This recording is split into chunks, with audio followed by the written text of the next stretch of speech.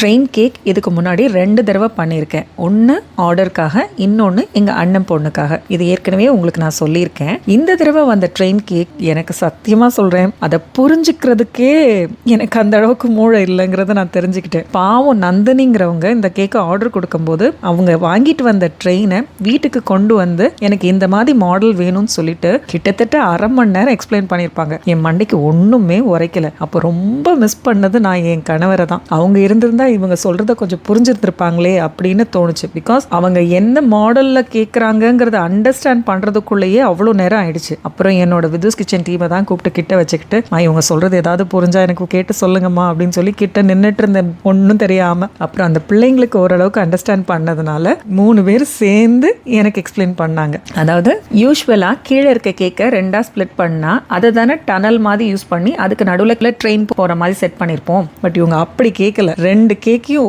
Split பண்ணதுக்கு அப்புறம் அதுக்கு மேல ஒரு பிரிட்ஜ் வரணும். பிரிட்ஜுக்கு கீழே ஸ்பிளிட் பண்ண இடத்துல வாட்டர் ஃபால்ஸ் மாதிரி வேணும். அந்த பிரிட்ஜுக்கு மேல தான் ட்ரெயின் போகணும் அப்படின்னு சொல்லிட்டாங்க. எனக்கு இது ரொம்பவே புதுசா இருந்துச்சு. அதுக்கப்புறம் எப்படி மேல கேக் வைக்க முடியும், பிரிட்ஜுக்கு மேல எப்படி கேக் நிற்கும் அப்படின்னா நீங்க ஏதாவது பில்லர் வச்சுதாங்க அப்படின்னு சொல்லிட்டாங்க. பில்லர் எப்படி அவ்வளோ 3 லேயர், அதுவும் எப்படி கேட்குறாங்க. ஒரு ரொட்டேட்டிங் டெஸ்க் வேணும், அந்த ரொட்டேட்டிங் டெஸ்க்கு மேல ஒரு அக்ரிலிக் ஸ்பேசர் வேணும், அந்த அக்ரிலிக் ஸ்பேசருக்கு மேல 1 kg பட்டர்ஸ்காட்ச் கேக் வேணும். யோசிச்சு பாருங்க, அத்தனையும் பேலன்ஸ் பண்ற மாதிரி ஒரு பில்லரை நான் எங்கன்னு போய் ரெடி பண்றது? நான் என்ன வெல்டரா உட்காந்து கம்பியெல்லாம் வெல்ட் பண்ணி ரெடி பண்றதுக்கு, இல்லை கார்பெண்டரா வுட்லேயே செஞ்சு பில்லரை ரெடி பண்றதுக்கு? ஏற்கனவே இதுக்கு தான் மதுரைக்குள்ள ஆள் கிடைக்காம தேடி தெரிஞ்சிட்டு இருக்கேன். என்னடா செய்யன்னு யோசிச்சுட்டு இருந்தப்பதான் நம்ம ஏண்டா கவலைப்படணும், நமக்கு தான் ஆபத் பாந்தவன் நம்ம கணவர் இருக்காங்கல்ல அப்படின்னு ஒரு தைரியம் வந்துச்சு. அவங்க வந்து ஹெல்ப் பண்ணாங்க பாருங்க.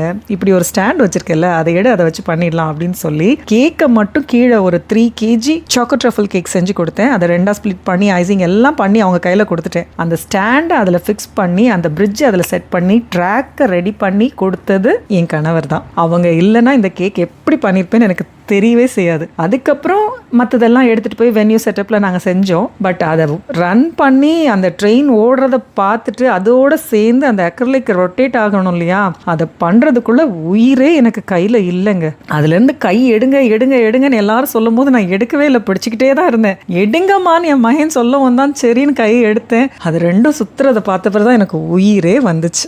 தேங்க் காட் அது 2ம் அட் அ டைம் சுற்றி வர்றதை பார்க்க சக்ஸஸ் அப்படி இருந்துச்சு. கீழே இருக்க கேக் தாமஸ் குக் ட்ரெயின் கேக்கான தீம் கேக், மேலே இருக்க அந்த 1 kg கேக் வந்து லயன் கிங் தீம் கேக். அதுலேயும் ஒரு பக்கம் மார்னிங் எஃபெக்ட், ஒரு பக்கம் நைட் எஃபெக்டாக கேட்டிருந்தாங்க. அவங்க கேட்ட எல்லாத்தையும் நல்லபடியாக முடிச்சு கொடுத்தாச்சு. இந்த ட்ரெயின் கேக் உங்களுக்கு பிடிச்சிருக்கான்னு கமெண்ட்ல சொல்லுங்கள்.